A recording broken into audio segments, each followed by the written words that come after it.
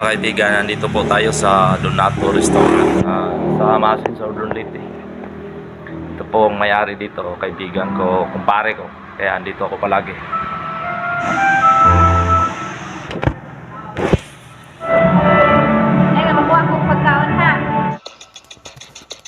Simpleng pamumuhay ang alam natin.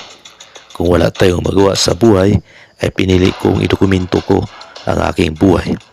Kaysa naman magsiraan tayo sa loob ng pamamahay. Dapat arsa ang apo naman ko.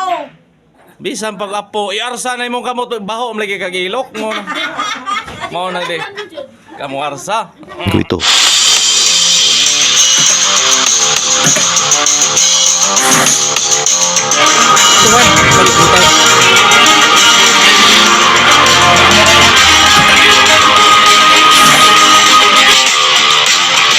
Ito, positibo na may aksyon sa bawat buntong, may tinatagong talino at galing. What? Balik.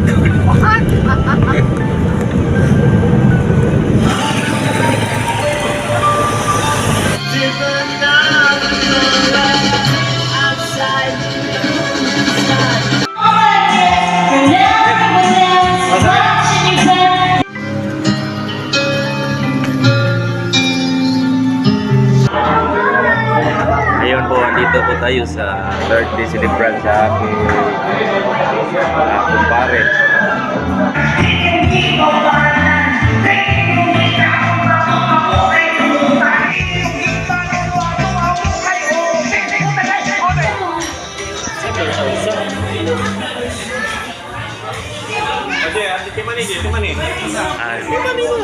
Birthday. Happy birthday, anak ko. Anak ko diya po. Uy! Kay kapatid!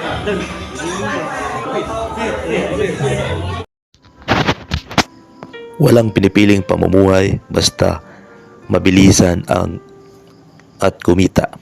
Pagtitinda man lang ako ng isda at kung ano-ano pa. Basta marangal at walang inaapakan ng iba.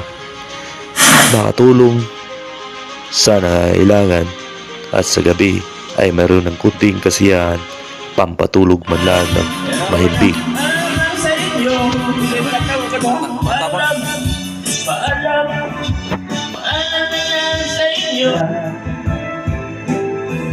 Kung akala nyo ako ay bata pa.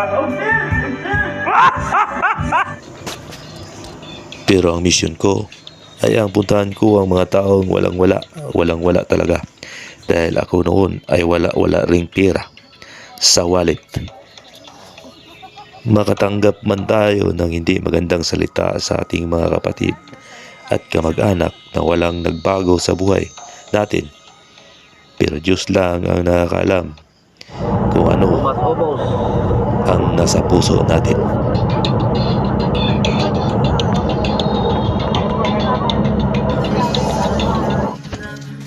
Ito ang buhay sa Pilipinas. Kailangan ang kumayo tayo sa araw-araw dahil sa talagang nagmahal na ang lahat ng mga bagay, mga paninda, mula sa pagkain at mga kasutan natin. Minsan tayo ay nasiyahan pag may mga taong mabait sa atin.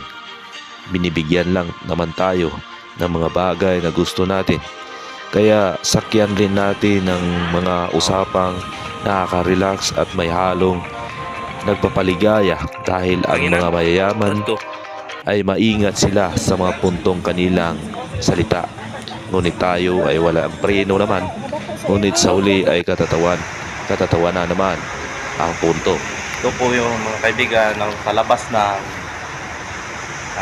Radisson 5 Hotel. Tingnan mo, may mga fountain.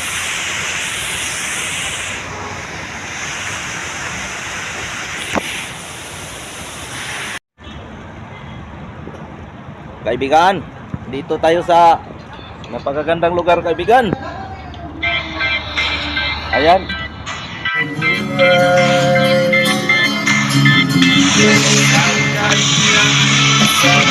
Kasi Muna yung ni Junjun nga, iyak ko tanan ni. oh, Patako ano? Patako ani. Puli ana si ina na si nga. Ayaw bala ka bala kay. Nalagay ka ng bahay yung kilikawan diya. Ako rin yung Napaka sikip po mga kaibigan. kabito kurinti. Wala pong nagawa dito, nakatira dito isa lang mga pinsan namin, nag-iisa lang. Wala siya, hindi kaya niya. Kasi mabuti pa yung mga kapatid ko, kapatid ng nanay ko dito. Mayroon pang nagawa dito. Nagtatanim siya.